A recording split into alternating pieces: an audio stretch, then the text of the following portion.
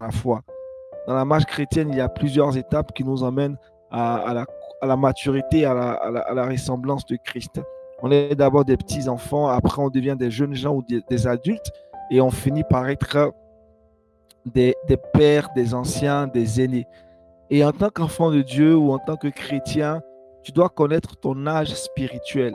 Tu dois connaître ton âge spirituel parce que connaître ton âge spirituel t'emmènera à progresser ou à la limite à savoir ce dont tu as besoin. Parce qu'à chaque âge, il y a des choses qui sont rattachées aux âges qu'on a. Un enfant de 2 ans ou un enfant qui vient à peine de naître est incapable de manger s'il est de culture ivoirienne, ses parents sont incapables, ne doivent pas lui donner de la nourriture solide comme du foutou ou pour nos amis congolais, du foufou, pour nos amis togolais qu'ils connaissent. Un bébé qui vient de naître est incapable de manger de la nourriture solide, ça c'est clair. Donc, la vie d'un enfant de Dieu est relativement liée à son état d'âge spirituel. En fonction de ton âge spirituel, il y a certaines choses que tu peux demander à Dieu. Il y a certaines promesses que tu demandes à Dieu, il ne te l'accordera jamais, peu importe le nombre d'heures que tu passeras dans la prière, parce qu'en vrai, tu n'as pas l'âge spirituel pour avoir cette chose-là. J'espère qu'on me suit. Donc, ton âge spirituel est assez important.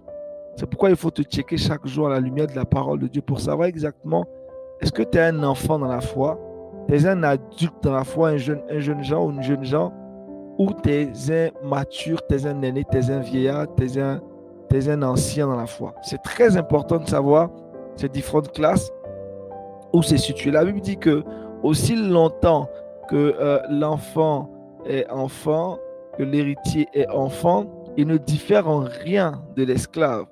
Donc un esclave est pareil à un enfant qui est héritier parce que l'enfant est inconscient, il est incapable de gérer les biens de son père.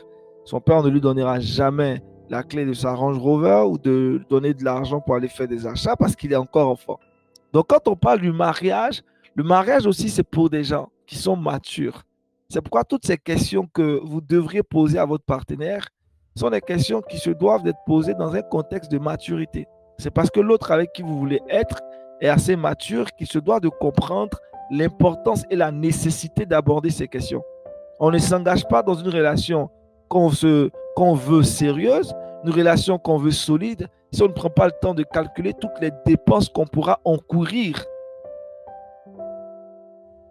dans la relation. C'est pourquoi dès le départ, il faut tout de suite établir les bases. Lorsqu'on veut construire une maison, la partie la plus importante et qui interdit l'accès est interdit au public, c'est bien la construction, la bâtisse de la fondation. C'est à cet instant-là qu'on pose les jalons, qu'on pose les bases de la maison. Plus la maison doit être élevée, plus les bases des profondeurs seront encore profondes. Donc, votre relation amoureuse, actuellement, je ne sais pas dans quel état tu te trouves. Est-ce que tu as un cheminant, tu es en fiançailles ou tu es sur le point de rencontrer une jeune demoiselle ou vous n'êtes pas encore, vous n'êtes que des amis. Il faut vraiment aborder, il faut prendre ces sujets-là en considération et échanger avec cette personne en face de vous. Si vous remarquez que la personne a beaucoup d'immaturité, qu'il y a des choses qu'elle ne comprend pas, ça pourrait être des signaux ou des indicateurs que le Saint-Esprit vous donne pour vous emmener à faire attention. Comme j'aime à le dire, on aime avec le cœur, mais on se marie avec la tête. Donc, il faut de la réflexion, de la maturité lorsqu'il s'agit de faire le choix de sa partenaire ou son partenaire de vie. Le deuxième type de questions, la deuxième catégorie des questions que vous devrez poser à votre partenaire pourrait être intitulée les objectifs de vie et les priorités. Les objectifs de vie et les priorités. Donc, je vais énumérer ces questions-là. Comme je dit tantôt, aujourd'hui, on devrait aller assez rapidement. Donc, le deuxième type, la semaine dernière, on a parlé de la foi et les valeurs spirituelles. Aujourd'hui, il s'agit des objectifs de vie et des priorités. C'est vraiment important. Et la première question que vous devrez poser pendant que vous êtes dans le cheminement ou dans les fiançailles, ce sont des questions de projection pour comprendre un peu la mentalité de celui avec qui vous êtes. Une des questions ou l'une des questions que vous devez poser à ce partenaire, c'est quels sont tes principaux objectifs de vie pour les 5 prochaines années à venir? Donc, on suppose que nous sommes en 2024. Prenons le cas de James.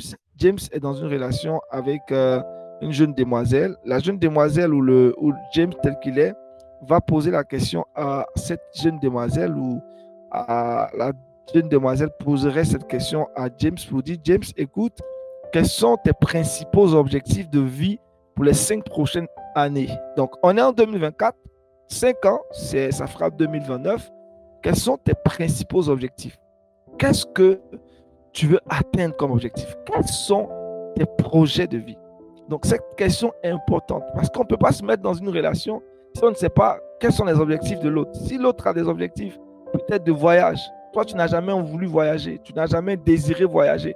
Ça n'a jamais été ton dada. Tu veux rester toute ta vie, par exemple, à Lomé. Pourtant, la fille avec qui tu veux être, elle a des projets dans les 5 prochaines années.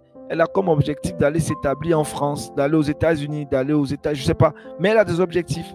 Donc, il faut que vous échangez pour comprendre plus ou moins ce que vous voulez atteindre comme objectif. Donc, c'est l'une des questions. Quels sont tes principaux objectifs de vie pour les 5 prochaines années? L'un des drames qui nous arrive en tant qu'Africains, c'est qu'on ne prend pas le temps de se projeter dans l'avenir. On ne prend pas le temps d'établir un plan de vie, une mission de vie concernant tout ce qu'on désire atteindre. La réflexion est super importante lorsqu'on veut réussir la vie que Christ nous a confiée. Donc, il faut prendre le temps de se poser les bonnes questions dans le cheminement. Posez la question à votre partenaire. Quels sont tes principaux objectifs de vie pour les 5 prochaines années?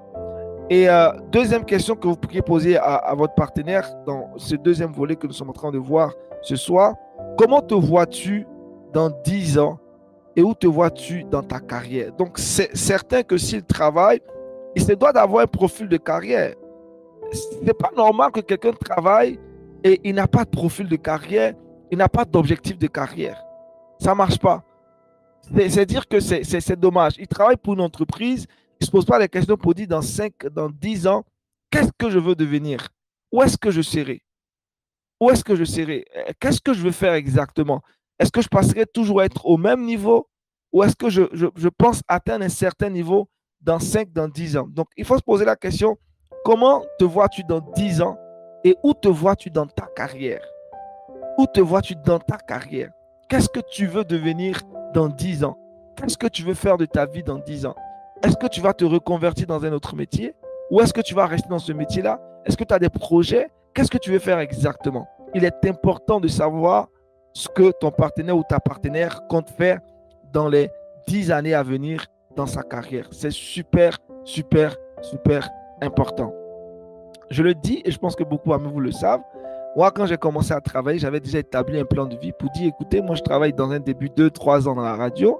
Après la radio, je fais la télé. Après 10 ans de carrière, je serai arrivé à un certain niveau de maturité dans le domaine dans lequel je suis. Je dois pouvoir maintenant postuler à des postes de responsabilité. C'était un plan que j'avais établi. J'avais déjà réfléchi à cela.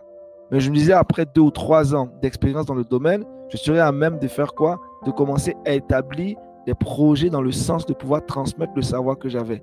C'est dans ce contexte-là qu'après 3-4 ans de pratique dans le métier, j'ai lancé une académie de formation en animation et puis en oratoire. Mais c'était déjà établi dans mes projets. Donc, comme ma chérie, on se rend compte où on commence à échanger, elle sait exactement où je vais, elle sait exactement ce que je fais dans mon profil de carrière, dans ma projection de carrière. Vous me posez la question aujourd'hui, Aniel, dans 10 ans, comment te vois-tu dans ta carrière? Je saurais vous répondre parce que j'y ai déjà réfléchi, je sais où je vais et je confie ça entre les mains du Seigneur. Donc, celle qui est avec moi, elle sait exactement avec qui elle est et quels sont ses projets de vie et comment il se voit dans sa carrière. Mais s'il n'y a pas de projection, il n'y a pas de perspective, il n'y a pas de vue panoramique par rapport à l'avenir, ça pourrait être un gros problème plus tard pour vous. C'est pourquoi tout de suite, dans le gros point des objectifs de vie et des priorités, posez la question à votre partenaire, comment te vois-tu dans 10 ans? Pourquoi la question de la visualisation est importante? On ne réussit rien, on ne réalise rien si on ne développe pas son imagination. La visualisation et l'imagination sont des armes que Dieu nous donne pour atteindre des objectifs. Quelqu'un qui ne rêve pas, quelqu'un qui ne se projette pas, il n'atteindra rien. Comme j'aime à le dire, ce qui n'est pas planifié ne risque pas d'arriver. Donc si vous ne prenez pas de planifier votre avenir, c'est que vous planifiez votre échec. Toute réussite se planifie. La réussite ou l'échec est une conséquence. Donc si tu ne prépares pas ton avenir à la réussite, c'est que tu te prépares à échouer. Tu te prépares absolument à échouer. Donc un homme qui n'a pas de priorité, une femme qui n'a pas d'objectif de vie, vous voulez faire quoi avec ce type de personne? Il faut d'abord que cette personne-là sache exactement ce qu'elle veut faire de leur vie avant de s'engager dans une relation avec vous. C'est vraiment important. Je ne dis pas que si la personne manque d'objectif, c'est qu'il faut l'abandonner. Mais il faut l'aider à pouvoir élaborer parce que beaucoup de personnes ne savent pas comment élaborer un plan de vie. Ça, je comprends qu'il y a quand même une très grande méconnaissance par rapport à ça. Si la personne sait, à un moment, elle prend conscience qu'il est important pour elle d'établir un plan de vie, d'établir des projets de vie, d'établir des objectifs de carrière. À cet instant, elle va s'orienter vers des formations pratiques dans ce sens avec des personnes qui sont aguerries, qui ont de la ressource, qui pourront l'aider à établir et à se fixer des objectifs dans sa carrière ou de sa carrière. C'est vraiment, vraiment important. Très important, les amis, d'avoir des objectifs de vie, de pouvoir se visualiser, de pouvoir se visualiser. Je vous dis, c'est sérieux là. Si vous ne visualisez pas votre vie dans 5-10 ans, vous serez surpris de ce qui va vous arriver. Vous serez surpris de ce qui va vous arriver. Donc, ne laissez pas votre vie être menée dans le vide, dans le hasard. Prenez le temps de visualiser votre vie. On est en 2024. En 2030, je me vois dans tel pays en train de faire ci. Voici ce que je suis en train de faire comme travail. Voici. Quand vous le dites, vous agissez même déjà par la foi. Le fait même d'y penser, c'est que vous y croyez. Si vous pouvez le penser, c'est que vous pouvez le faire. C'est un dicton que tout le monde connaît. Bref, troisième chose importante. Troisième question à poser à votre partenaire, à votre futur époux, future épouse dans vos échanges. Et ça reste dans un contexte assez agréable. Ça peut être autour d'un bon plat de placali ou bien ça peut être autour d'un bon pot. Ça dépendra de ce que vous aimez au quotidien. La troisième question, c'est quelles sont les priorités pour toi dans la vie? Et comment souhaites-tu les atteindre? Donc, chaque être humain a ses priorités. En fonction de ton âge spirituel, en fonction de ta maturité, il y a des priorités. Les priorités qu'on a à 30 ans ne sont plus les mêmes quand on est marié. Les priorités qu'on a lorsqu'on a des enfants ne sont plus les mêmes que lorsqu'on n'a pas des enfants. À chaque saison de la vie, il y a des priorités. Pour quelqu'un qui est encore enfant, la priorité pour lui sera de se nourrir pour grandir. Pour quelqu'un qui est déjà grand, la priorité sera pour lui de transmettre ce qu'il a comme connaissance. Bref, à chaque saison de la vie et à là où tu te situes, tu as des priorités. Et les priorités sont flexibles, ça change en fonction des saisons. C'est pourquoi à l'instant T où vous êtes avec votre partenaire, posez-lui la question, quelles sont ses priorités dans sa vie? Normalement, pour nous, enfants de Dieu, notre priorité, c'est déjà de pouvoir plaire à Dieu en faisant ce pourquoi il nous a créés. Ça, c'est notre priorité à tous en tant qu'enfants de Dieu. S'il est chrétien, si elle est chrétienne, sa priorité serait de faire ce pourquoi Dieu l'a créé. C'est qu'elle est supposée savoir ce que Dieu lui demande de faire, ou elle est dans la quête de savoir ce que Dieu lui demanderait de faire. Donc après quoi, il y a d'autres priorités. Je vous ai dit que le manque d'équilibre dans la vie de plusieurs a causé beaucoup de désordre dans leur vie amicale ou dans leur vie familiale ou dans leur vie relationnelle. La première des choses qui compte dans la vie d'un enfant de Dieu, c'est d'abord sa relation avec Dieu. La deuxième chose, c'est sa famille. Quand je parle de famille, c'est d'abord son épouse, ensuite ses enfants. La troisième des choses, c'est le service qu'il offre à l'église. La quatrième des choses, c'est son travail. La cinquième des choses qui pourraient être listées sur sa liste de priorités, ce sont ses loisirs et puis ses amitiés à côté. Voici comment les choses sont établies. Mais quelqu'un qui ne sait pas c'est quoi la liste de priorités, quand il s'agira de prier, il va être en train de s'amuser. Quand il s'agira de passer du temps avec sa conjointe, il sera en train de bavarder avec ses amis. Donc il faudra que l'homme avec qui vous voulez être sache c'est quoi la priorité dans sa vie. Donc j'ai parlé des priorités. Donc les priorités sont stratifiées, sont hiérarchisées. En tant qu'enfant de Dieu, comme je le disais, je le répète, la première des choses, c'est d'abord notre relation avec le Seigneur. Donc, une fois qu'on a les priorités, la question donc, qui est sous-jacente à celle que je viens de poser, c'est comment souhaites-tu les atteindre? Donc, ta relation, c'est de pouvoir, ta priorité, disons que tu veux accomplir le but pour lequel Dieu t'a créé. Dieu t'a donné une mission, celle de pouvoir aider des orphelins. Par exemple, ça peut être ta vocation. Toi, Dieu, tu as reçu dans ton cœur cette conviction de pouvoir aider des orphelins. Quand tu rencontres cet homme avec qui tu veux être en couple, tu lui dis, ah, moi, le Seigneur m'a donné cette conviction de pouvoir aider les orphelins. Donc, il dit, ok, c'est la priorité pour toi dans la vie. C'est vraiment une mission importante pour toi. Comment tu souhaites les atteindre? Ah, plus tard, je compte vraiment déjà me former dans le relationnel, faire des études en relation d'aide. Deuxième chose, je pense que lorsque je vais commencer à travailler, j'aurai un fonds d'épargne. Et avec cet argent-là, chaque fin du mois, j'irai visiter des orphelins. Bref, une fois qu'on a des objectifs, après, on peut établir maintenant des plans d'action pour atteindre ces objectifs. Donc, c'est important de savoir quelles sont les priorités de la vie de ton partenaire et inversement et comment il souhaite les atteindre. Est-ce qu'on est avec moi? Est-ce que jusque-là, c'est correct? Les questions vous sied? Est-ce que vous comprenez ce que je dis? Bougez et mieux pour que je sache que je ne suis pas en train de parler seul. Est-ce que ça va? Vous notez bien? Je prends le temps quand même d'écrire ça pour vous. Parfait. Super. En poursuivant,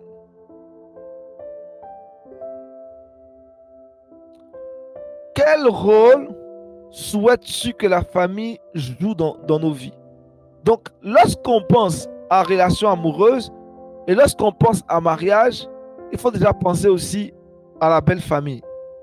Donc, c'est vraiment important. Quel rôle souhaites-tu que la famille joue dans nos vies? Si tu n'as pas posé la question à ton partenaire, après tu diras que ta maman là, est singère dans mon foyer, ton papa là, singère dans mon foyer. Si c'est un fils à maman ou c'est une fille à papa, ça, il faut en parler. Déjà dans les fiançailles, dans le cheminement. Écoute, on va bientôt être une famille, un foyer. Quel est le rôle que la famille jouera dans nos vies? Est-ce que ton père ou ta mère aura le droit de faire ci ou de faire ça? Vous devrez établir déjà les bases et les limites. C'est très important. Sur cette question, je ne vais pas trop m'attarder parce que vous savez plus ou moins, dans nos histoires africaines, on a tellement de défis. Donc, c'est dès le départ dans vos relations, dans les débuts, dans vos échanges, dans les fiançailles, que vous devriez aborder déjà cette question avec votre partenaire. Quand je parle de famille, je parle de belle famille, je parle de votre propre famille à vous, vos enfants. C'est à vous d'organiser cela et de créer véritablement ce que vous voulez comme image du couple parfait pour vous. Cinquième question, comme je l'ai dit aujourd'hui, on va speeder. Cinquième question qu'on pourrait se poser, c'est la question suivante. Comment équilibrons-nous carrière, famille et loisirs? Aujourd'hui, c'est ça le problème dans beaucoup de foyers, dans beaucoup de relations. Il y a un gros déséquilibre entre la carrière, la famille et les loisirs. Je vous avais dit tantôt que si vous ne connaissez pas vos priorités, cette question-là pourrait venir vous aider encore à bien l'établir. Aujourd'hui, certaines personnes accordent plus de temps à la famille, moins à la carrière, donc financièrement, ils sont à plat. D'autres accordent plus d'importance à la carrière. Et finalement, au niveau de la famille, il y a beaucoup de désordre. Les enfants qui ne voient jamais leur père ni leur mère. Il n'y a pas de temps de loisirs. Donc, la vie qu'ils mènent est une vie carrière-famille. Donc, il n'y a pas de temps de qualité. Les enfants s'ennuient, la femme s'ennuie, monsieur s'ennuie, parce que tout est fonction du travail. Il faut créer un équilibre entre votre vie professionnelle, votre vie personnelle, votre vie familiale et vos loisirs. Il faut créer un équilibre pour que tous ces différents comptes de vie soient alimentés et bien agrémentés afin que vous puissiez vivre une vie assez intéressante. Donc, créer un équilibre entre votre carrière, votre famille, votre loisir. Il faut poser la question à votre partenaire et l'homme doit naturellement répondre à la question avec beaucoup d'aisance pour dire chérie, on va trouver l'équilibre. Voici comment on pourrait faire. Elle te donnera son idée aussi. Vous allez construire ensemble l'image parfaite pour vous du couple assez idéal. Autre question assez importante, et ça, je crois qu'il est vraiment intéressant de poser ça à votre partenaire parce que parfois, il y a des choses que vos partenaires ne vous disent pas. C'est quand vous êtes marié qui commence à faire sortir de ces grands discours. Posez-lui la question, quel est ton plus grand rêve et comment puis-je t'aider à le réaliser? De façon inverse, toi, la femme, tu poses la question à ton partenaire, à ton cheminant. Le cheminant te pose aussi la question pour dire, ah bébé, quel est ton plus grand rêve et comment moi je peux t'aider à le réaliser? Comment je peux t'aider à le réaliser? Comment je peux t'aider à le réaliser? Parce que ce que toi, tu penses être bon pour toi n'est pas forcément ce qui est bon pour ton épouse. Elle a ses projets à elle, elle a son rêve. Donc, quand tu la rencontres, elle a son rêve à elle. C'est pourquoi je dis, un homme qui ne vient pas apporter un plus dans ta vie, il ne faudrait pas qu'il vienne te déranger. Parce que tu es dans une vie. Tu as besoin de quelqu'un qui viendra t'aider à réaliser un projet. Donc, il doit venir t'aider. La femme, en vrai, elle a été créée pour aider l'homme. La femme, c'est une aide. Elle est venue pour épauler l'homme dans la vision et la mission qu'il a réussi. En le faisant, la femme aussi accomplit, elle, sa mission, vu qu'elle respecte l'ordre que Dieu a établi. Elle a son cœur, elle a ses projets, elle a son rêve. Donc, mesdames, demandez à vos fiancés, à vos cheminants, comment ils peuvent vous aider à réaliser votre plus grand rêve. Comment ils peuvent vous aider? Comment ils pourraient vous aider et comment ils vont le faire? La question est claire. Comment? Donc, dans le comment, il y a la façon de faire. Donc, si James est fiancé à une jeune demoiselle, elle lui demandera, écoute James, moi, mon rêve, c'est de pouvoir construire un orphelinat plus tard. C'est mon plus grand rêve. En tout cas, au soir de ma vie, avant de quitter cette terre, je dois être heureuse d'avoir construit un orphelinat, avoir hébergé des milliers d'enfants, leur avoir donné à manger pendant des années. C'est mon plus grand rêve. James m'a dit, ah, mon amour, vraiment, ce rêve-là, c'est un beau rêve. Ça répond aux valeurs bibliques et moi, je suis prêt à t'accompagner. Quand j'aurai l'argent, je vais travailler dans ce sens-là pour te financer et même dans tout ce que je ferai. Voilà, ça, c'est un homme qui veut accompagner sa fiancée à réaliser son rêve. Inversement, je prends toujours le cas de James avec sa partenaire. Elle posera la question à James, quel est ton plus grand rêve? James aussi dira, ah, mon plus grand rêve, c'est de bâtir un ministère évangélique et de faire des campagnes d'évangélisation partout au Togo et dans la sous-région. Elle va dire, ah chérie, je te promets que je serai avec toi, je m'engagerai également à te soutenir dans ce projet. On va bâtir une grande mission et on va faire la tournée dans plusieurs pays en Afrique. On va faire des campagnes d'évangélisation. Voilà, deux personnes matures qui s'asseyent, qui commencent à discuter. Vous voyez que vous avez de quoi parler. Vous ne passez pas toujours à faire des bérets sur la vie des gens. Vous arrivez à trouver des sujets assez importants. Vous les couchez sur papier, vous les écrivez, vous les compilez dans un document. Ça devient votre drive, ça devient votre tableau de bord. Vous avancez dans la paix. Donc, important de se poser la question, quel est ton plus grand rêve et comment puis-je t'aider à le réaliser? J'espère qu'on me suit très bien. James est là. Je prends beaucoup l'exemple de James. Je vais laisser James un instant parce que Joël Massamba se signale aussi.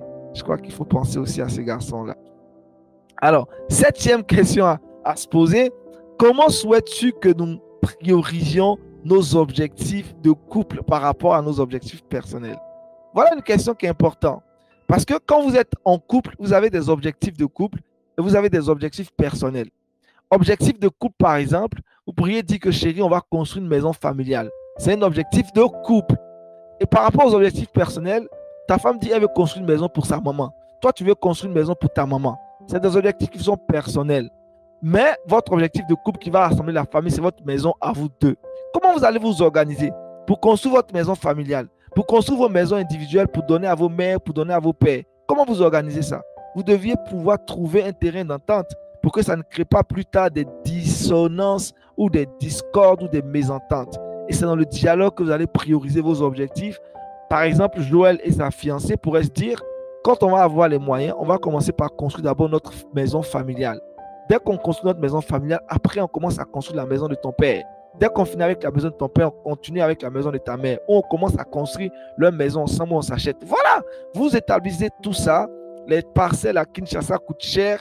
Peut-être qu'ils vont aller acheter ça à Matadi ou bien quelque part à Magongue, je ne sais pas trop, à Limité. Joël Massamba, c'est de quoi je parle. Ou bien, en tout cas, il saura où aller acheter le terrain, sa parcelle, à la Gombe ou bien à Bandal. Vraiment, c'est quelques quartiers que je connais très bien de Kinshasa, que j'apprécie énormément. Bref, donc, ça pourrait être ça à Kinkole, par exemple, acheter un terrain à Kinkole pour construire pour les deux familles. Donc, c'est important de poser la question à votre partenaire pour savoir exactement comment souhaites-tu que nous priorisons nos objectifs de couple par rapport à nos objectifs personnels. 8e question, c'est une question assez importante parce que pour moi, on ne peut pas atteindre ces objectifs sans sacrifice. Donc, la question vient à point nommé. Vous posez la question à votre partenaire pour lui dire quel sacrifice es-tu prêt ou prête à faire pour atteindre nos objectifs communs? Voilà, votre mari dit que votre fiancé, on veut construire une maison familiale qui, quand vous réfléchissez, c'est une grande maison avec piscine, avec un penthouse, avec un restaurant sur le balcon. Je ne sais pas comment vous réfléchissez, mais en tout cas, rêvez, rêvez, rêvez, rêvez. Donc, tu poses la question à ton partenaire, à ton chéri, quel sacrifice es-tu prêt à faire pour qu'on atteigne nos objectifs communs? Ça peut être, je prends des choses physiques, ça pourrait être des campagnes d'évangélisation, bref, ça pourrait être des projets spirituels, mais peu importe, je parle des objectifs communs, il y a des sacrifices à faire. Donc, soyez libre de poser la question à votre partenaire pour dire quel est ce sacrifice que tu serais prêt à faire pour qu'on atteigne notre objectif? Qu'est-ce qu'on pourrait faire? Qu'est-ce que toi, tu serais capable de faire? Donc, posez la question. Parce que rien de grand ne s'accomplit sans sacrifice. Comment? Et ça, vous devez avoir la réponse de la bouche de votre fiancé. C'est vraiment important qu'il vous le dise. S'il n'a pas de réponse, il pourrait réfléchir et vous allez discuter sur ça. J'aime trop ce genre de discussion-là dans les fiançailles. Ça montre que vous avez de la maturité. Vous pouvez rigoler, mais au bout d'un certain temps, prenez le temps de vous poser ces questions-là. 9e question, comment gérons-nous les changements ou les réorientations de nos objectifs de vie? Comme je vous ai dit, rien n'est figé. Les objectifs de vie, parfois on les réoriente. Il faut être flexible vis-à-vis de la vie. Il ne faut pas être rigide, braqué. Si les choses ne fonctionnent pas mal, il faut trouver un autre moyen pour que ça fonctionne. Donc, il y aura des changements et des réorientations dans vos objectifs de vie. Donc, vous devriez aborder cette question avec beaucoup de légèreté. Si, chérie, advenant qu'on se retrouve dans telle circonstance, qu'on n'arrive pas à atteindre tel objectif, comment est-ce que nous allons faire les choses? Soyez flexible avec la vie, ne soyez pas dur. Allez-y mollo. C'est ainsi que vous allez accomplir tous les objectifs de vos vies, les objectifs communs, les objectifs personnels et privés. Donc, voici une 9e question à se poser. Et puis, la 10e question qui rentre dans le contexte des objectifs de vie et des priorités, je vous l'envoie, c'est quelle importance accordes-tu à l'épanouissement personnel dans la poursuite de nos objectifs communs? C'est vraiment, vraiment, vraiment important que vous puissiez vous poser ce genre de questions-là pendant que vous êtes dans les fiançailles. Vous n'avez pas forcément les mêmes délires ou les mêmes plaisirs. Donc, l'épanouissement personnel dans la poursuite de vos objectifs communs. Moi, je prends toujours un exemple. Prenons le cas de Joël Massamba ou de quelqu'un X qui, lui, dans son épanouissement personnel, il est passionné des voyages. C'est quelqu'un qui aime beaucoup voyager. Il aime beaucoup voyager, découvrir le monde. Il aime beaucoup faire des trips, prendre une voiture, prendre la voie, aller quelque part. C'est son plaisir personnel. Il trouve du plaisir à aller. C'est son épanouissement personnel. Sa conjointe, par exemple, ou sa fiancée, elle aime beaucoup lire. Elle aime être dans son coin, faire des retraites, lire. Vous voyez que c'est deux personnes avec deux tendances et deux objectifs dans l'épanouissement personnel qui sont différents. Vous devrez vous accorder pour que chacun puisse trouver son épanouissement personnel dans le foyer, dans le mariage, sans pour autant être un obstacle à l'accomplissement de vos objectifs communs. Donc, vous poursuivez des objectifs communs. Si, par exemple, Joël, lui, le voyage qu'il doit faire, ça va lui coûter un 1500 dollars américains, et que sa chérie, elle, son objectif personnel, son épanouissement personnel à elle, ça lui coûte seulement que de pouvoir s'évader dans une maison de retraite qui va lui revenir à 1000 dollars. Évaluez les coûts et les frais et comment vous pouvez vous assurer que cela ne viendra pas vous retarder dans l'accomplissement, par exemple, de vos objectifs communs. Donc, tout ça, c'est une question de communication. C'est pourquoi, dès le départ, il faut prendre le temps de discuter avec votre partenaire pour que tout de suite, vous sachiez exactement où vous allez pour ne pas que demain, cela devienne un couteau à double tranchant pour vous. Donc, dans le grand volet, le deuxième chapitre que nous voyons ce soir, les objectifs de vie et des priorités, voici quelques questions pêle-mêle que j'ai pu griffonner, écrire pour poser à votre partenaire des questions qui vous donneraient d'échanger pendant longtemps. Je suis convaincu que si vous décidez de discuter, vous allez parler pendant longtemps parce que ce sont de très, très bonnes questions à poser à votre partenaire pendant les fiançailles et les cheminements. Et ça pourrait être de longues heures de discussion, de causerie, de blagues.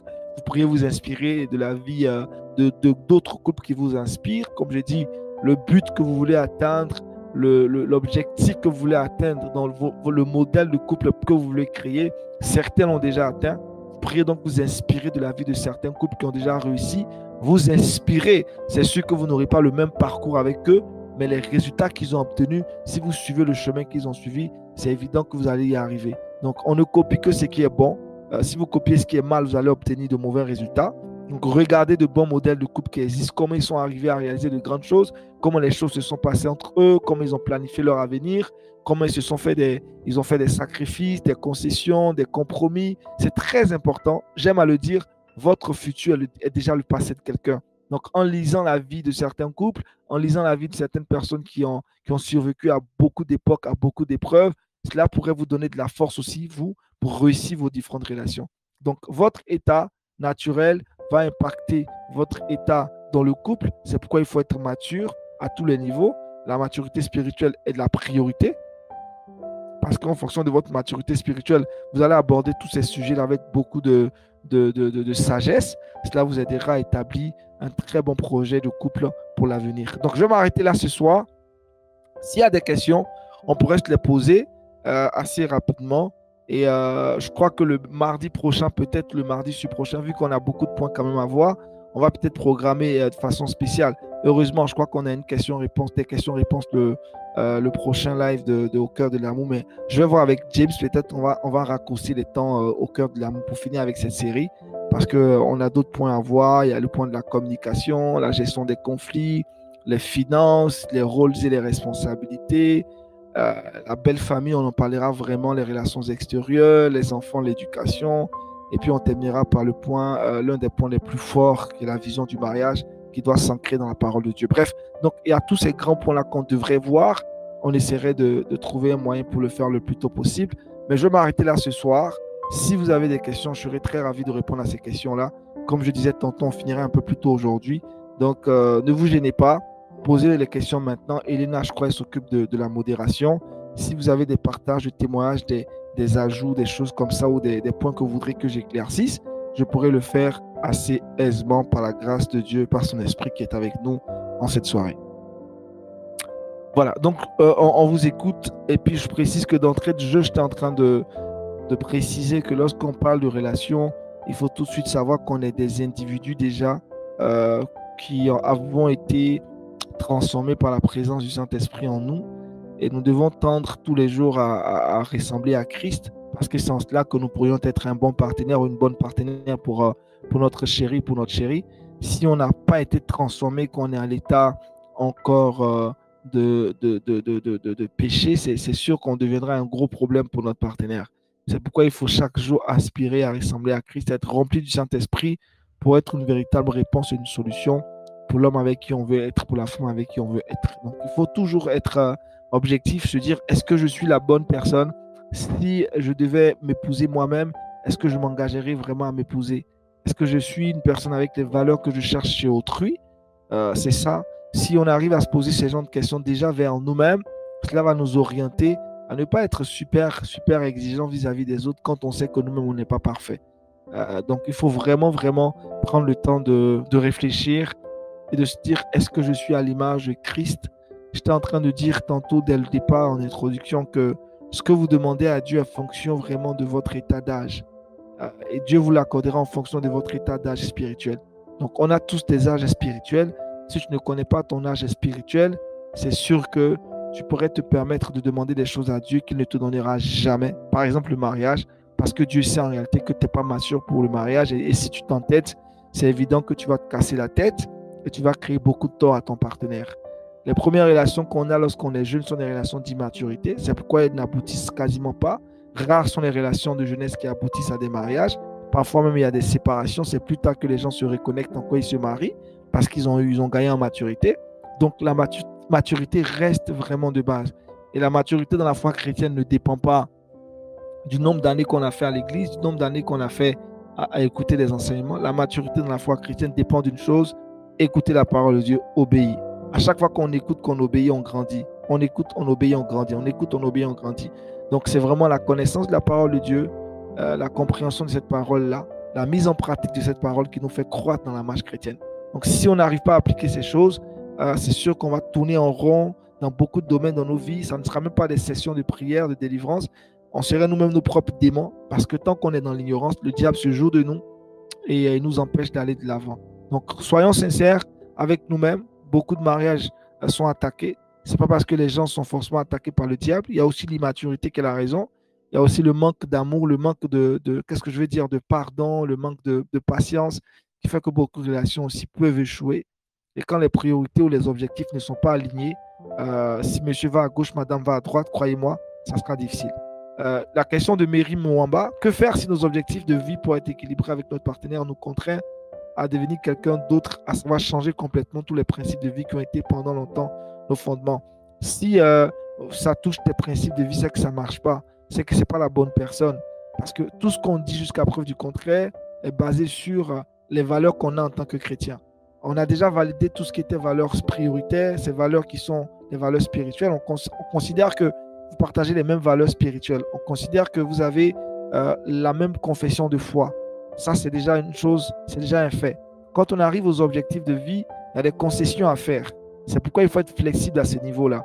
Normalement, vous devriez avoir des objectifs de vie qui sont plus ou moins correspondantes. Quand je dis correspondantes, ton mari peut-être peut avoir l'envie de créer une entreprise. Toi aussi, tu as l'envie de créer une entreprise, mais pas maintenant. Mais tu as le goût de l'entrepreneuriat en toi. Tu pourrais peut-être être une bonne comptable, une bonne gestionnaire. Donc, il y a forcément quelque chose dont ton mari aura besoin de toi, pour accomplir ce but-là. Et ça sera inverse aussi.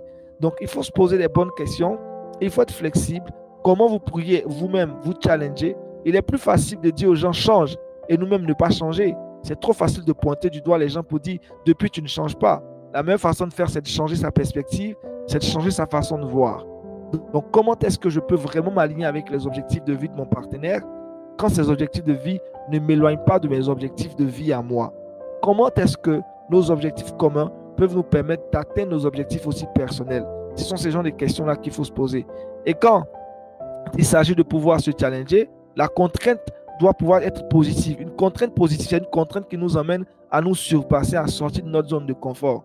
Mais si la contrainte t'amène à changer complètement tous tes principes de vie, ça ne marche pas. Parce que les principes de vie du chrétien, c'est quoi? On a tous les mêmes principes de vie en tant que chrétien. On a tous les mêmes principes de vie. Tel que je suis, j'ai les mêmes principes de vie avec mon épouse. Si on est chrétien, on est enfant de Dieu. Parce qu'on ne vit plus pour nous-mêmes, on vit sur base de la parole de Dieu. Donc, ce qui fait autorité sur notre vie, c'est la parole de Dieu. Donc, elle n'a pas de principe de vie à elle, je n'ai pas de principe de vie à moi. nos principes de vie, c'est la parole de Dieu. Maintenant, les objectifs de vie peuvent être différents. C'est à ce niveau-là que vous devrez vous accorder. Il faut être flexible. Il ne faudrait pas entrer dans la discussion pour dire non, toi tu viens à la gauche. Non, il faut trouver un terrain d'entente. C'est là qu'il faut être très sage et très mature et pouvoir établir des plans. C'est pourquoi lorsque vous en parlez maintenant, c'est plus facile. Lorsque tu vois la projection de vie de ton partenaire, tu vois la projection de vie dans 10 ans, ce qu'il veut devenir, ce qu'il veut réaliser. Dans ces 10 ans, ce qu'il veut devenir, toi, tu peux trouver ta place ou elle peut trouver sa place. C'est comme ça qu'on se projette dans l'avenir pour dire, ah, moi, je veux devenir dans 10 ans être un big promoteur de spectacles chrétiens, créer une boîte événementielle. Toi, à côté, tu avais un projet de dire que dans 10 ans, tu vas créer un restaurant. Donc, ton mari, il va créer, par exemple, il va être un promoteur de spectacles. Mais c'est bon, s'il a des spectacles, ses amis qui vont aller au spectacle vont aller manger dans mon restaurant. Tu vois que finalement, vos objectifs ne sont pas contradictoires, mais c'est complémentaire. Vous allez vous faire de l'argent dans le business. Donc, vous allez devenir des maniaques, des cracks dans le domaine du business parce que ton mari est dans le domaine des promotions événementielles et puis toi, tu es dans le domaine de la restauration. C'est sûr que c'est dans le même domaine du business, de l'entrepreneuriat. Donc, il faut maintenant établir, on commence par quoi, on fait quoi exactement. Mais s'il s'agit de changer tes principes, c'est que ça ne marche pas. Parce que vous ne devrez pas changer de principe. Les principes là, vous devrez avoir les mêmes principes de vie qui sont foncièrement basés sur la parole de Dieu. C'est pourquoi le dernier point qu'on verra sur cette longue série, pour que ça soit frais dans votre tête, ça sera la vision du mariage sur base de la parole de Dieu. Donc tout ce qu'on dit, les gens du monde peuvent copier toutes ces choses et aller les faire aussi. Mais le dernier point qu'on aura à la fin de cette série, ça sera quoi? La vision du mariage sur base de la parole de Dieu. Si on dit qu'on est enfant de Dieu, on n'a plus d'autorité. Notre autorité suprême à nous, c'est la parole de Dieu, c'est la Bible. Donc, mon épouse doit obéir à la Bible. Moi, je dois obéir à la Bible. Si je fais mal, elle doit prendre la Bible et me dire, chérie, tu as mal fait, selon la parole de Dieu.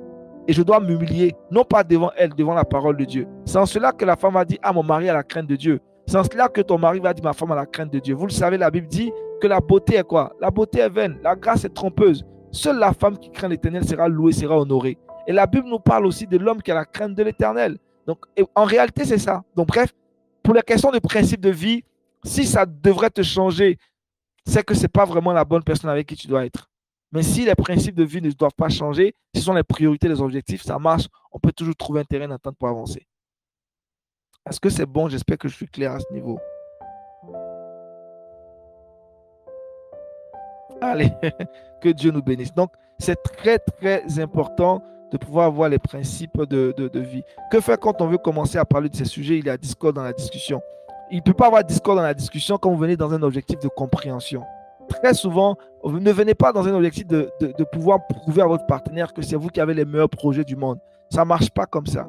Il faut toujours aller avec un objectif de paix. Je dis tantôt, les incompréhensions naissent des mauvaises interprétations. Les incompréhensions naissent des mauvaises interprétations. Tu as vu quelque chose, tu as mal interprété, il y a problème. Tu as entendu quelque chose, tu as mal interprété, il y a problème. Donc, il faut toujours commencer par quoi?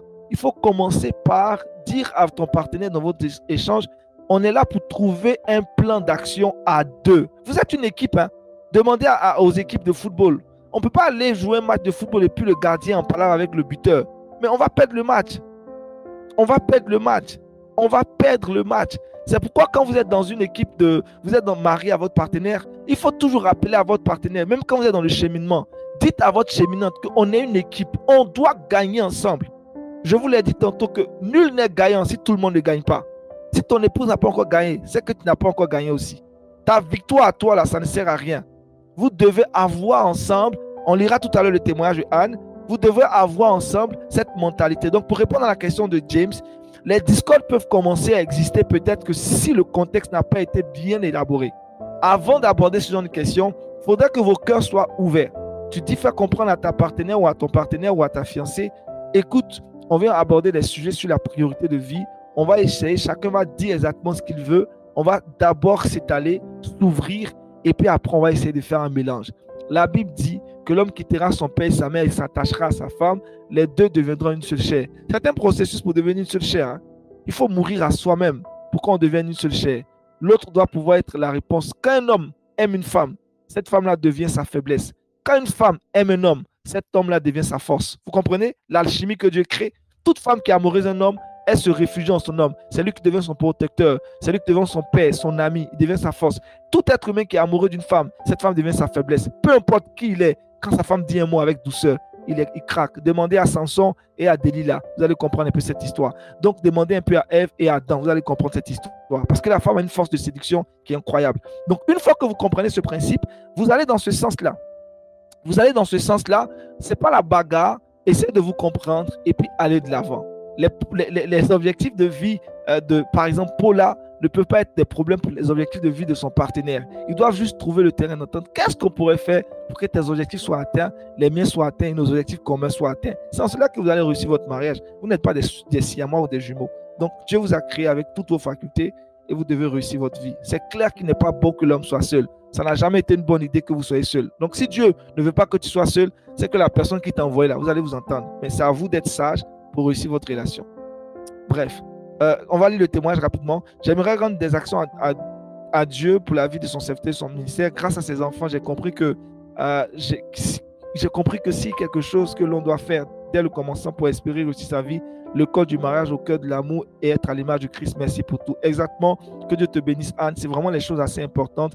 Quand Dieu veut te bénir, la première des choses lorsqu'on devient enfant de Dieu, la première des choses à faire, c'est de trouver... Oh, c'est extraordinaire. Le Seigneur nous bénit. C'est de trouver un endroit où on se fait enseigner. Comme je dis tantôt, quand le diable veut te détruire, il t'éloigne de tout ce qui est bon enseignement. Parce que si tu n'as pas la connaissance, c'est cuit que tu es cuit.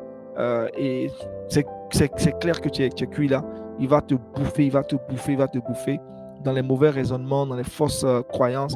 Et c'est là que tu vas échouer. La question de Paula, que faire quand on n'a pas la même vision? Waouh, quand on n'a pas la même vision, c'est là le problème. C'est là le gros souci. Et la vision du mariage, ça sera le dernier point qu'on va avoir. Mais j'aborde déjà, ça part déjà de... Je vous le dis, hein, c'est le dernier point qu'on aura, je vais développer plus tard. Mais j'aborde tout de suite la question, vu que Paula a posé la question. Lorsque vous vous mettez en couple avec quelqu'un, l'une des questions que vous vous poserez plus tard, et on le verra parce que je vais je vais bien expliquer ça plus tard. Demandez à votre partenaire, qu'est-ce que le mariage signifie pour lui vraiment? C'est quoi le mariage pour lui? Déjà, sur la base de sa définition, vous saurez s'il est dans la vérité ou pas. Vous devez avoir la même définition du mariage. Hein. Je vous dis la vérité. Si vous n'avez pas la même définition du mariage, votre vision du mariage est déjà erronée. Donc, quand je parle de la vision, c'est d'abord la vision du mariage. Quelle est la définition du mariage? C'est quoi le mariage pour lui? Pourquoi il veut se marier même? Imaginons, pourquoi il veut se marier? Il veut se marier pour quelle raison? C'est quoi la vision qu'il a du mariage? Quelle est la conception, la pensée, la perception, la réflexion qu'il a du mariage? C'est très important de savoir c'est quoi le mariage. Si vous n'avez pas une bonne définition du mariage, vous allez faire fausse route. C'est comme quand tu traites un exercice de mathématiques. Si tu as raté une question dès le départ, l'ensemble de définitions de X, tu as raté tout ce que tu vas faire derrière le problème là. C'est zéro hors sujet. Bam, c'est comme les questions de philosophie aussi. Tu as raté la compréhension du texte. Tout ce que tu vas écrire là, hors sujet, zéro. Donc c'est important de partir sur base de ça. Quelle est la vision? Comment ton partenaire définit le mariage? D'autres, le mariage pour eux, c'est le sexe. D'autres, le mariage pour eux, la femme va travailler pour eux, ils vont revenir du travail, ils vont manger. Pour certaines femmes aussi, le mariage, c'est que le mari doit s'occuper d'elle, il doit aller au travail. Si on n'a pas la bonne vision du mariage, on n'a pas la bonne définition, déjà on commence à se perdre. Si on a la bonne définition du mariage et qu'on sait qu'en réalité, on se marie pour rendre l'autre heureux, on se marie pour aider l'autre à atteindre l'objectif qu'il a, cet objectif de ressembler à Christ, à cet instant, on sait qu'on est mort à nous-mêmes. Donc on vient aider l'autre, on vient pour être le soutien de l'autre. Notre vision de la vie va tout de suite changer. Mais si on ne l'a pas compris, c'est sûr que nos actions vont être déplacées. C'est sûr qu'on ne saura pas qu'on se marie pour honorer Dieu. On ne saura pas que le mariage a été fait pour que Dieu soit glorifié. Ce n'est pas pour nous que le mariage a été fait. C'est d'abord pour glorifier Dieu. Le mariage, c'est de l'adoration. Bref, il y a tout cet enseignement qu'il faut d'abord avoir sur le mariage. C'est pourquoi l'école du mariage, ça reste important. Et puis la vision. Dans la vision de la fidélité, la vision de tout ce qui concerne la romance, toutes ces choses sont importantes. On a eu le temps de parler de ça, comment Salomon qualifiait sa fiancée.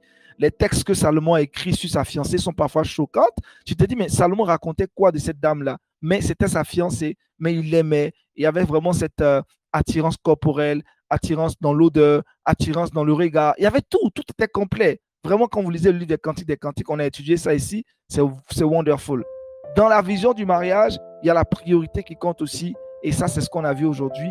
C'est sur les questions de priorité, il faut prendre le temps de vraiment discuter parce que c'est des choses qui sont gérables. Ça ne doit pas créer vraiment de problèmes.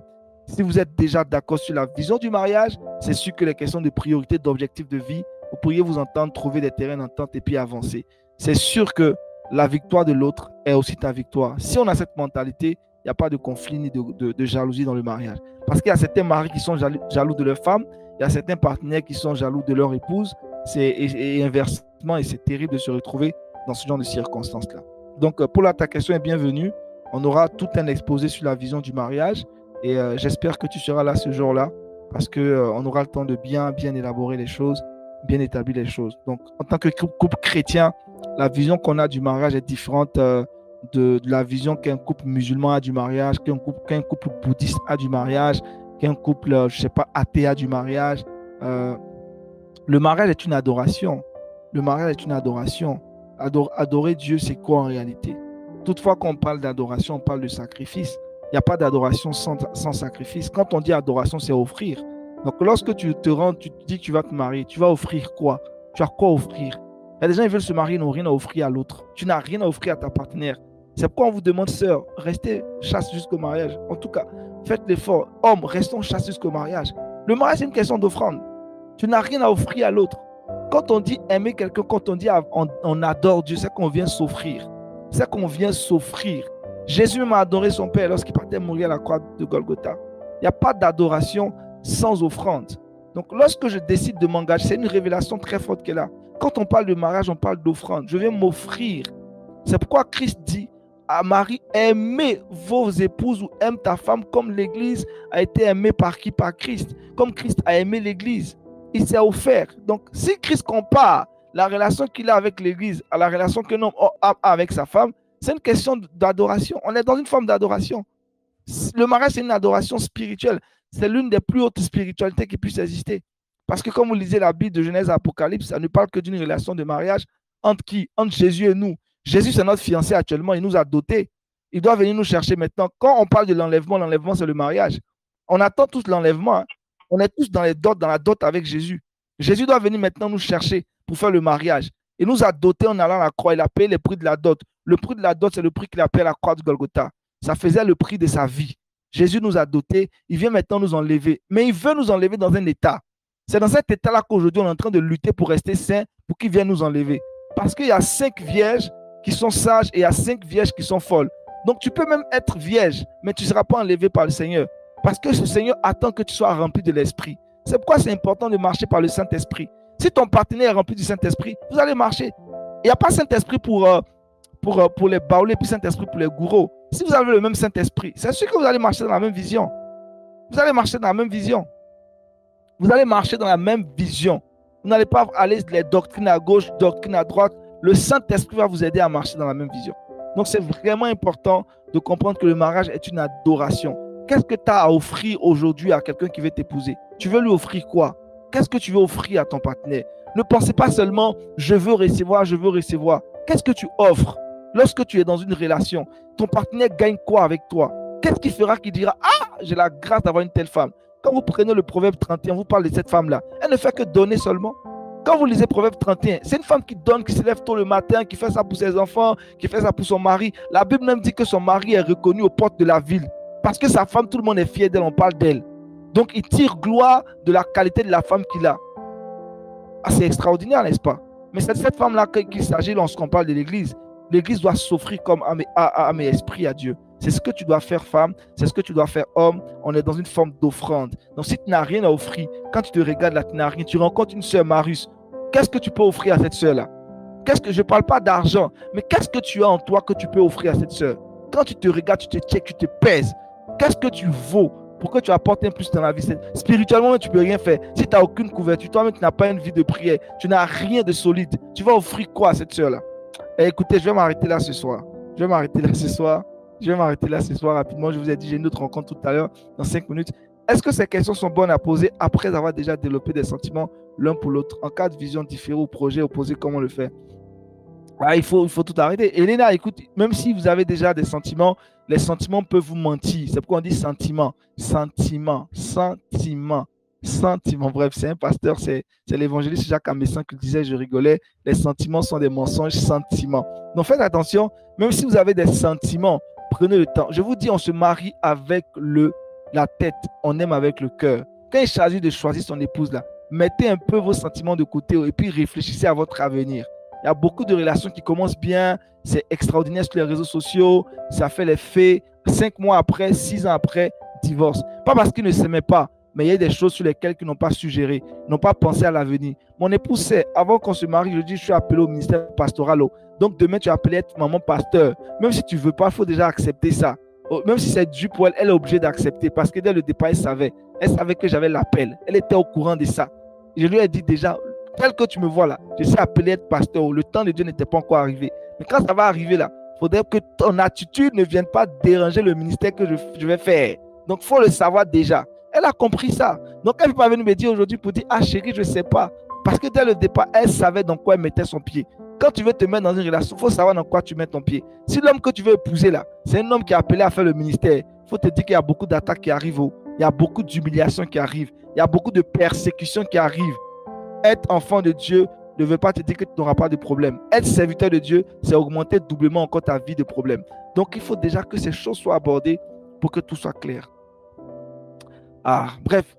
Il y a une autre question. Je pense que j'ai répondu à toutes les questions. Donc, même si vous avez déjà des sentiments, il faut aborder la question Elena. Et si ça ne capote pas, mieux vaut rompre les fiançailles que de divorcer après. Il y a moins de dégâts quand on rompt les fiançailles. Je préfère que tu aies gourmet dans les fiançailles que tu aies divorce dans le mariage. Parce que les séquelles des divorces, parfois, ça prend beaucoup de temps avant d'être restauré. Et surtout s'il y a des enfants. La vision que tu l'homme peut-elle se discuter dans le mariage? La vision que l'homme a est la vision qu'il a reçue prioritairement de Dieu. C'est justement pour la vision qu'il a que la femme va être accrochée. L'homme est celui-là qui a reçu de la part de Dieu le mandat de diriger le foyer. Donc, lorsqu'une femme vient se connecter à toi, c'est parce que ta vision d'abord l'attire. Elle va trouver que Adam avait une vision prioritaire, une vision primordiale pour le foyer. C'est l'homme qui jette les bases pour dire on va à gauche, on va à droite. Même quand la femme elle vient en backup, en soutien. La décision finale te revient à toi, l'homme. Donc, l'homme doit pouvoir être dans son intimité avec Dieu. Dans ton intimité avec Dieu, Dieu va te révéler une vision claire et nette pour ton avenir, pour ton foyer. Et lorsque la femme vient, quand tu lui présentes, c'est sûr qu'elle pourra t'apporter un ajustement, un réajustement, mais elle ne changera pas la vision que tu as reçue. Mon épouse sait que je suis appelé au ministère pastoral. Est-ce que quand elle viendra dans ma vie, elle me dira, Aniel ne sait pas le Seigneur? La vision est claire. Aniel était appelé à être serviteur de Dieu, à être pasteur. C'est la vision principale, il va servir Dieu tant. Elle ne vient pas changer la vision que j'ai reçue, ni l'appel que j'ai reçu, mais elle peut venir m'aider à accomplir cette vision. Donc, ce n'est pas discutable dans le sens où elle vient te dire, fais pas ci. Elle viendra juste te dire, voici comment on pourrait faire avec beaucoup plus de sagesse. Waouh, que Dieu vous bénisse. On va s'arrêter là. Il n'y a plus de questions. Hein? Il n'y a plus de questions. Même si y avait des questions, je ne peux pas répondre à toutes les questions. On va forcément se projeter pour d'autres lives. Peut-être que le mardi prochain, je verrai avec l'administrateur James si on peut programmer tous les mardis, désormais, pour évacuer vite ce sujet, pour que nos sœurs ne fassent pas trop de bêtises. J'ai trop mal quand je vois des relations qui commencent bien, et puis après, il n'y a pas eu ce genre de discussion là au début. Donc, il n'y a aucune preuve, il n'y a aucune trace, vous n'avez rien noté. Il n'y a rien entre vous qui marque des archives de vos fiançailles. Il doit y avoir des archives, des traces. Vos discussions là, tous sont notés, vous notez tout. Bref. Et tout ça, ça compte. Au cas où l'homme ne connaît même pas sa vision, il faut prier pour cet homme-là. Il faut lui demander d'aller demander à Dieu pour que Dieu lui dise c'est quoi sa vision. Ne vous mettez pas avec des hommes qui n'ont pas de vision. Hein. Ne faites pas cette erreur-là. Ne faites pas cette erreur. Un homme qui n'a pas de vision, c'est un homme qui passera sa vie à regarder la télévision. Parce que la télévision, on voit que des gens de vision qui ont réussi. Donc faites attention. Il ne faudrait pas que votre homme soit un homme de télévision, mais qu'il ait une vision. Voilà. Parce qu'il va passer son temps à regarder les émissions de blagues, il va regarder les TikTok des gens qui rigolent. Ceux qui font TikTok là, c'est leur vision, ils sont en train d'accomplir comme ça. Ils sont en train de chercher l'argent sur Internet. Bref, donc faites attention pour ne pas vous faire prendre. Si votre homme c'est un comédien, qu'il fasse des actions de comédie et on va le regarder aussi. Donc on va s'arrêter là ce soir. Je pense qu'on a été clair pour tout le monde. Il faut avoir une vision, c'est la base. Si vous avez des... Voilà. Merci pour le point de... Voilà. Merci. C'est super. Parfait. C'est que le texte, notre ami qui écrit, il n'y a pas de nom là. C'est parfaitement, elle a bien résumé tout ce qui a été dit. C'est parfait ce qu'elle a dit. Dieu te bénisse abondamment. Je crois que c'est joli, je ne sais pas qui, mais en tout cas, elle a bien écrit. On va se rassembler. Père, nous voulons te rendre grâce, te dire merci pour ce temps que tu as rendu possible, que ton nom soit élevé et magnifié. Merci pour la vie de chacun de nous qui a été connecté. Seigneur, on se retrouvera ce jeudi pour un temps de prière, mais nous prions que tu nous aides, Seigneur, à pouvoir faire de bons choix, à se poser de bonnes questions dans nos relations de cheminement, dans nos relations de fiançailles. Père, par ta grâce, peut-être le mardi prochain, on sera encore connecté pour poursuivre cet enseignement. Fais-nous du bien, que toute la gloire et l'honneur te reviennent. C'est en ton précieux nom que j'ai prié. Amen. Si vous avez d'autres questions, écrivez.